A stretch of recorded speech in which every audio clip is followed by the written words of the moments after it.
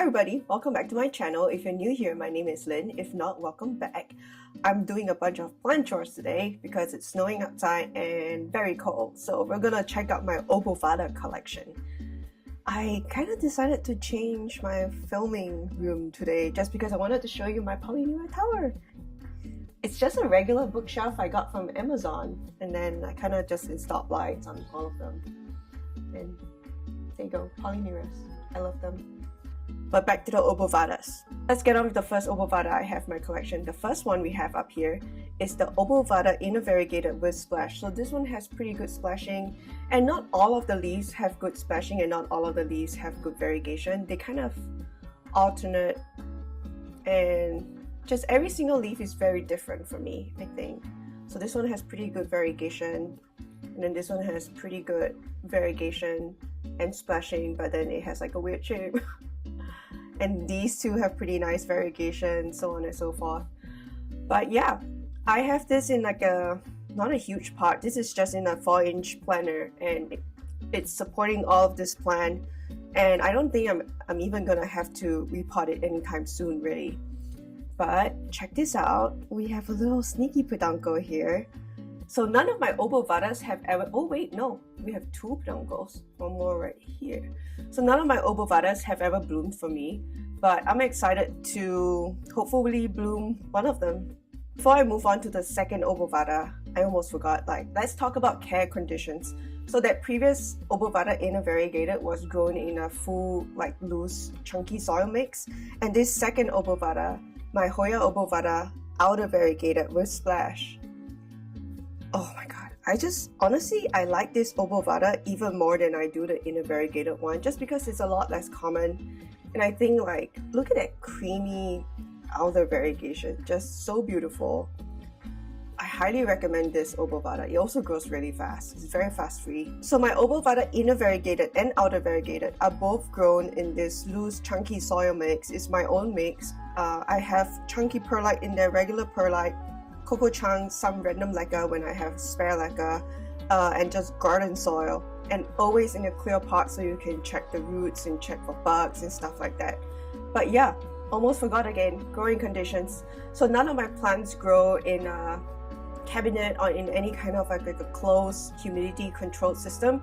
They are all growing on a shelf, ambient, in room conditions. So my home conditions are 65 degrees Fahrenheit to 75 degrees Fahrenheit, and in summer maybe even up to 80 degrees Fahrenheit when we turn off the AC. More than 40% humidity. Right now I don't have any humidifiers blowing, and it's 49% humidity. But in general, I find all of the obovatas tend to open up just fine when the humidity is above 40%. And both of these obovatas are just growing under grow lights. And for the I know, this is the regular Hoya obovata with splash. So this is the very first obovata I ever owned. I have had her for about 2 years. I've chopped her so many times just to keep her within this trellis and also to slow down the rate of repotting, but she's a big gal. But look at this Hoya, it's just so beautiful. The leaves are so chunky, they're round, they're freckly, they're splashy. I just absolutely adore this Hoya. So we're relocating down to the ground because my mama plant's just too big for me to carry and talk at the same time. But look at her, she's just glorious. This is an incredible Hoya if you're new to collecting Hoyas or caring for Hoyas. If you've been caring for other plants and you're interested in Hoyas, I highly recommend starting with the Hoya obovata. These leaves are very thick, succulent-like leaves. They're rounded. I mean, what kind of aroid looks like that? It's rounded, it has splash on it, it's glossy, it's chunky. It's just a fantastic plant to have in your house, whether or not you're super into Hoyas. Also grow well in a variety of substrates.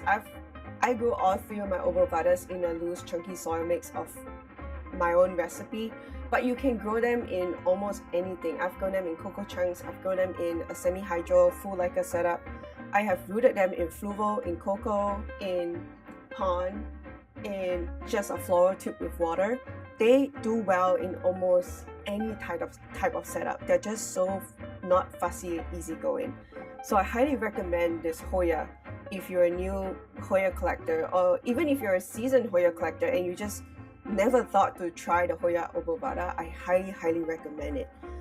Beyond the fact that it's so easygoing, so easy to prop, and so easy to grow, and the fact that it's very affordable, so if it dies, you're not gonna feel like a sword to your heart. Beyond all of those things and all of those factors for why you should get the Hoya obovata, like the regular one, not even the fancy ones that I just showed you, is the fact that it grows really fast. I think, like, I'm an impatient grower. I don't like waiting around for leaves unless I have a gazillion plants and I can kind of just forget about that plant. But if you're new to the hobby, you're new to collecting plants, or you're new to collecting Hoyas, I think all of us enjoy a plant that just gives us instant satisfaction. Like, we bring it home and it just starts growing out new leaves within 2 to 3 weeks. This is that Hoya. Like, it's gonna keep vining for you. It grows really fast. The more you cut it, the more it branches. And look at just how thick this mother plant is. It's insane. I have chopped it so many times. It's also incredibly easy to trellis and vine. This is not one of those Hoyas that I talked about in my recent, I think, Hoya After Hours video when I was trellising plants. This is not one of those like finicky, soft, fragile Hoyas. It's incredibly robust, but at the same time very flexible. It's very easy to trellis this Hoya. And also, if you don't want to grow it in this form, you don't want it like all trussed up. I do this because I don't have space, but if you don't like this look, the Hoya obovata also trails beautifully. It will churn out leaves without you having to trellis it up like that. So grow it however you like. But I cannot recommend this Hoya enough because it's just, oh my god, let's give her a hug. She's beautiful and she's so easygoing. Highly recommend. Alright, and that is the end of today's video. Thank you so much for your time, for taking precious time out of your day to listen to me talk about obovatas. Thank you for hanging out with me today. And honestly, thank you so much for all of your really kind comments and for liking my videos and showing me that you enjoy all of these things that I have been making for preparing for all of you. I really appreciate the kind comments, the kind words, people messaging me on Instagram, on Facebook. And honestly, just a little, like, just someone pressing that little like button gives me such a huge like endorphin hit that I'm a little bit embarrassed, but I'm also like very happy about it because I mean, this is just a hobby and I never thought that I was gonna create YouTube videos for fun, but I am now, and I was feeling very insecure about how other people would look at these videos and whether they would think it's lame because they're just like a gazillion YouTube videos about Hoyas and plants in general. There are so many plant influencers who are so much better at this than I am, but it means a lot to me that you guys enjoy my content, like truly. So thank you. Anyway, if you're new to this channel and you have not subscribed to the channel and you enjoy listening to me talk about Hoyas and other plants, I do have other plants, not just Hoyas, but I do enjoy Hoyas the most. But the other plants will slowly come as like different things happen, especially when my orchids start blooming. You guys, orchids are coming. Yeah, so if you enjoy this channel, please subscribe. If you enjoyed today's video, please just hit the thumbs up. Let me know that you enjoyed it.